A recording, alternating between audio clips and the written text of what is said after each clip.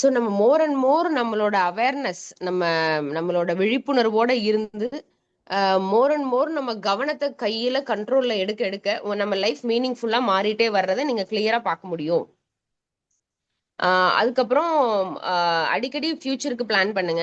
அடிக்கடி set intentions. இன்னைக்கு இதுதான் பண்ண போறோம், இந்த வாரம் இதுதான் பண்ண போறோம், இந்த மாசம் இதுதான் பண்ண போறோம். அப்புறம் அந்த என்ன பண்ண போறோங்கிற இன்டென்ஷனை வந்து பேப்பர்ல எழுதி கையில பாக்கெட்ல வச்சுக்கிறது.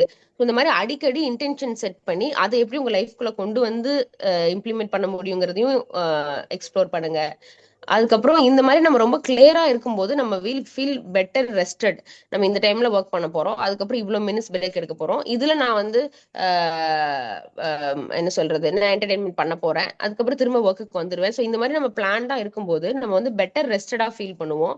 பிளஸ் ஸ்டெப் டவுன் பண்றதுக்கு கில்ட்டியா ஃபீல் பண்ணாம இருப்போம்.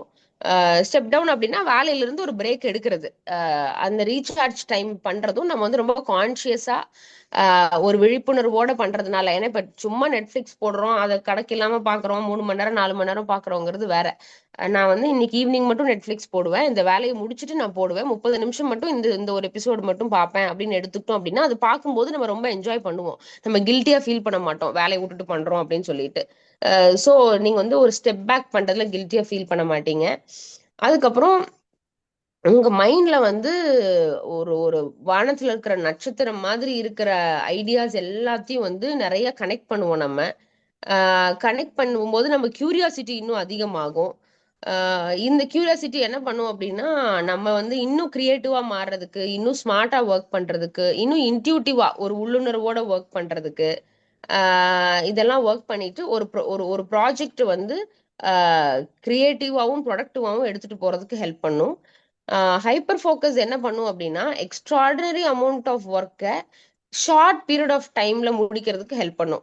ஸ்கேட்டர் ஃபோக்கஸ் என்ன பண்ணும் அப்படின்னா உங்களுக்குள்ள புதந்து கிடைக்கிற ஐடியா எல்லாத்தையும் வெளில கொண்டு வந்து ஒரு கிரியேட்டிவ் ஸ்டேட்டை உங்களுக்கு கொடுத்து உங்க ஃபியூச்சருக்கு பிளானும் பண்ண வச்சு உங்களை ரீசார்ஜ் அண்ட் ரெஸ்ட்டும் உங்களுக்கு கொடுக்கும். இதுதான் ஸ்கேட்டர் ஃபோக்கஸ் கொடுக்கும். ஸோ டுகெதர் பார்த்தீங்க அப்படின்னா உங்களோட லைஃப் அண்ட் ஒர்க்கை மோர் பர்பஸ்ஃபுல்லா எடுத்துட்டு போறதுக்கு இந்த காம்பினேஷன் சூப்பர் ஹெல்ப்ஃபுல்லா இருக்கும். இன்னொன்னு இது இது எல்லாத்தையுமே நீங்க பண்ணணும். ஹைப்பர் ஃபோக்கஸ், ஸ்கேட்டர் ஃபோக்கஸ், அதுல வந்து நீங்க என்ன அட்டென்ஷன் எப்படி இருக்கு, அதுல என்ன இன்டென்ஷன் செட் பண்றீங்க, எந்த வேலையை ஹைப்பர் ஃபோக்கஸ்ல பண்றீங்க, எந்த வேலையை ஸ்கேட்டர் ஃபோக்கஸ்ல பண்ண போறீங்க, அப்படி ஸ்கேட்டர் ஃபோக்கஸ்ல போகும்போது எவ்வளவு நாள் உங்களால ஃபோக்கஸ் பண்ண முடியுது, பென் அண்ட் பேப்பரோட உட்காந்து நீங்க ஸ்கேட்டர் ஃபோக்கஸ் மோடுக்குள்ள போறீங்களா, இது எல்லாத்தையுமே நீங்க வந்து உங்க அட்டென்ஷனை கையில எடுத்துட்டு அவேர்னஸோட விழிப்புணர்வோடு இருக்கிறதுனால மட்டும்தான் அச்சீவ் பண்ண முடியும். So attention is the most powerful tool at your disposal to live and work with greater productivity, creativity and purpose. ரொம்ப கிளியரா சொல்றாரு. அதாவது உங்க கையில இருக்கக்கூடிய, உங்க கண்ட்ரோல் இருக்கக்கூடிய ஒரு பவர்ஃபுல் டூல் வந்து அட்டென்ஷன். அதை கையில எடுத்துக்கிட்டீங்கன்னா, உங்க கவனம் எங்க போகுது அப்படிங்கறத கையில எடுத்துக்கிட்டீங்க அப்படின்னா நீங்க வந்து ப்ரொடக்டிவிட்டிலையும் மேல போகலாம், கிரியேட்டிவிட்டிலையும் மேல போகலாம், அதன் மூலமா பர்பஸ்லயும் மேல போகலாம் லைஃப்ல. இது வந்து நம்ம பெட்டரா மேனேஜ் பண்ண பண்ண, சரியா மேனேஜ் பண்ண பண்ண, கரெக்டா மேனேஜ் பண்ண பண்ண உங்களோட டைம் அண்ட் எனர்ஜி வந்து மோஸ்ட் பர்பஸ்ஃபுல் டாஸ்க் மட்டுமே போயிட்டு இருக்கும்.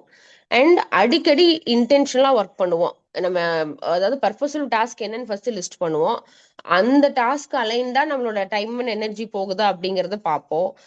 அதுக்கப்புறம் அதுக்குள்ளேயும் அடிக்கடி அடிக்கடி இந்த ஒன் ஹவருக்கு இல்ல அவங்கவுங்களோட ஒர்க்கிங் டைம் ஸ்லாட்ஸுக்கு தகுந்த மாதிரி ஃப்ரீக்வெண்டா இன்டென்ஷன் செட் பண்ணிப்போம். அந்த இன்டென்ஷன் செட் பண்ணிட்டு அந்த இன்டென்ஷன் ஒர்க்கை பண்றதுல ஃபோக்கஸை லாங்கர் பீரியட் எக்ஸ்பேண்ட் பண்ணுவோம். அதுக்கப்புறம் ரொம்ப கம்மியான அன்வான்ட் டே ட்ரீம்ஸ்க்கு டிஸ்ட்ராக்ஷன்ஸுக்கு மட்டும்தான் நம்ம வந்து வாட் ஈல்ட் ஆகும் அப்படின்னா அதுக்கு மட்டும்தான் நம்ம இரையாகும்.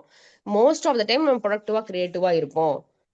ஸோ இந்த அட்டென்ஷன் அப்படிங்கறத கையில எடுத்துட்டு விழிப்புணர்வு அப்படிங்கறத வந்து யூஸ் பண்ணி மட்டும்தான் இது எல்லாத்தையுமே நம்ம அச்சீவ் பண்ண முடியும். ஸோ அதை வந்து நீங்க வயசா அப்படின்னு அறிவாளித்தனமா பண்ணுவீங்க அப்படிங்கறத அப்படின்னு நான் நம்புறேன் அப்படின்னு சொல்லி இந்த புக்கை முடிக்கிறாரு. நன்றி, வணக்கம்.